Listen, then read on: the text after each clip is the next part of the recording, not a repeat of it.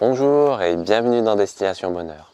Il y a quelque temps, je vous ai fait une vidéo avec 8 clés pour un verger sans maladie et sans utilisation de produits chimiques.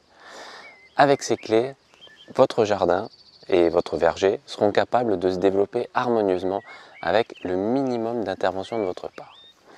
Mais malgré ça, il peut arriver qu'un arbre soit malade ou abîmé. C'est rare, mais ça arrive. Nous avons par exemple en ce moment un pêcher avec de la cloque et il nous est arrivé d'avoir une zézère qui grignote une branche de pommier. Alors, que faire dans ces cas? Dans cette vidéo, comme je vous l'avais prévu, je vous présente la méthode que nous utilisons ici.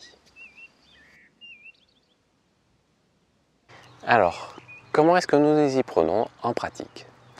Eh bien, je vais peut-être vous surprendre, mais pour nous, le mieux est de ne rien faire. Et je vais vous expliquer pourquoi. D'abord parce que l'arbre doit apprendre tout seul à y faire face pour se renforcer. Traiter ne fera que rendre le problème récurrent car l'arbre n'aura pas appris à s'y adapter.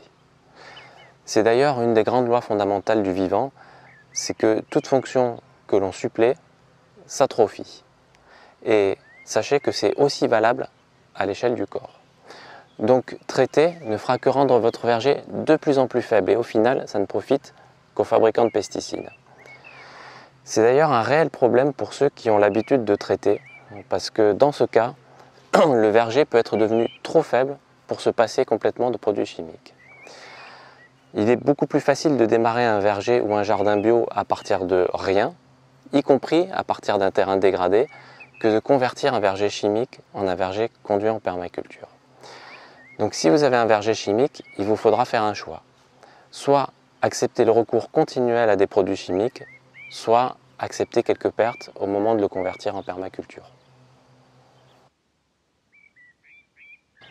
La deuxième raison pour laquelle il est préférable de ne pas intervenir est que s'il arrive un pathogène ou des parasites, au bout d'un moment, les prédateurs de ces parasites arrivent et les régulent tout seuls. Si vous traitez, vous éliminez la majorité des parasites, mais jamais la totalité. En tout cas, il en reste suffisamment pour que le problème revienne la saison suivante. Mais par contre, il en reste trop peu pour attirer les prédateurs. Et c'est là que le problème devient récurrent. Et c'est bien le point le plus difficile, car l'installation des prédateurs prend en général 1 an ou 2, et qu'il faut réfréner notre envie d'intervenir pendant tout ce temps. On a vu récemment l'exemple de la pyrale du buis. Tout le monde s'est affolé à chercher à pulvériser des produits, ce qui est tout à fait vain, car on ne peut pas le pulvériser dans la nature entière. Mais finalement, 2 ans après, les hirondelles et autres prédateurs ont compris la manne que représentent pour eux ces papillons et se régalent. Et on voit reverdir des bruits qu'on croyait morts. Et je suis certain que ce problème est maintenant réglé pour des décennies à venir, car la nature a une mémoire. Nous avons observé ça à plus petite échelle à d'autres occasions, notamment sur un pommier dans la forêt qui a été envahi par les chenilles pendant 2 ans de suite, au point que toutes ses feuilles sont tombées. Donc non seulement il s'en est remis, mais il est toujours grand et fort et produit beaucoup. Et nous avons également eu la fameuse mouche des oliviers. Donc pendant 2 ans, les olives étaient piquées, elles étaient moins bonnes que d'habitude, mais les prédateurs des mouches sont arrivés et maintenant l'équilibre est fait. Donc les mouches laissent les olives tranquilles avec moins de 5% d'olives piquées.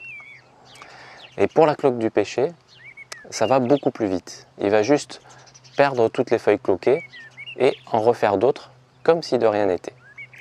Au passage, vous remarquerez qu'à côté du pêcher cloqué, l'autre pêcher est sain car il s'agit d'une autre variété. C'est une des 8 clés que je vous avais données dans la vidéo d'un verger sans maladie. Donc il faut savoir lâcher prise et accepter ces 2 ans nécessaires pour que l'arbre reparte bien. Mais il faut vraiment voir ça comme un investissement, car au final nous aurons un arbre plus fort, plus productif et plus autonome, car il ne demandera aucun traitement. Et si l'arbre ne le supporte pas et meurt? D'abord, c'est très rare. Ici, en 15 ans, sur 150 arbres et arbustes, on a dû en perdre 3. Un pêcher et 2 grenadiers. Et c'était de tout jeunes arbres qui venaient d'être plantés, donc encore fragiles. Mais même avec ce risque, nous préférons éviter d'intervenir. Parce qu'en permaculture, on cherche aussi l'efficacité et que la sélection naturelle a tout à fait son rôle à jouer. À quoi bon garder une plante inadaptée à notre jardin, notre environnement ou notre climat? Ça demande beaucoup d'efforts pour des résultats médiocres. Alors acceptons tout simplement de la sélection naturelle et notre jardin sera plus fort. Dans notre cas, c'était surtout la conséquence d'un jardin qui au départ était très déséquilibré et presque mort, car nous avons récupéré un ancien champ lessivé par l'agriculture industrielle et tassé par les engins de construction de la maison. Mais quelques années après, une fois la fertilité du sol restaurée, nous avons pu planter avec succès des pêchers et des grenadiers. En résumé, ne rien faire est ce qui est le mieux pour notre verger et notre jardin.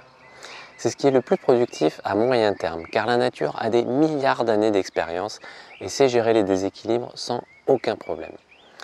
Mais c'est pourtant le conseil le plus difficile à appliquer, car pour l'instant, il est culturellement difficile d'accepter de ne rien faire. Je dis bien pour l'instant, car les choses sont en train de changer. Ces dernières années, de plus en plus de gens prennent conscience des forces et de la sagesse de la nature et apprennent à lui faire confiance et obtiennent des résultats bien plus fructueux qu'avec l'utilisation de produits chimiques. Quand on respecte la nature, elle respecte notre verger et nous offre l'abondance. Ce qui est merveilleux avec cette approche, c'est que faire avec la nature plutôt que contre elle est ce qui demande le moins d'efforts. Il n'y a quasiment rien à faire.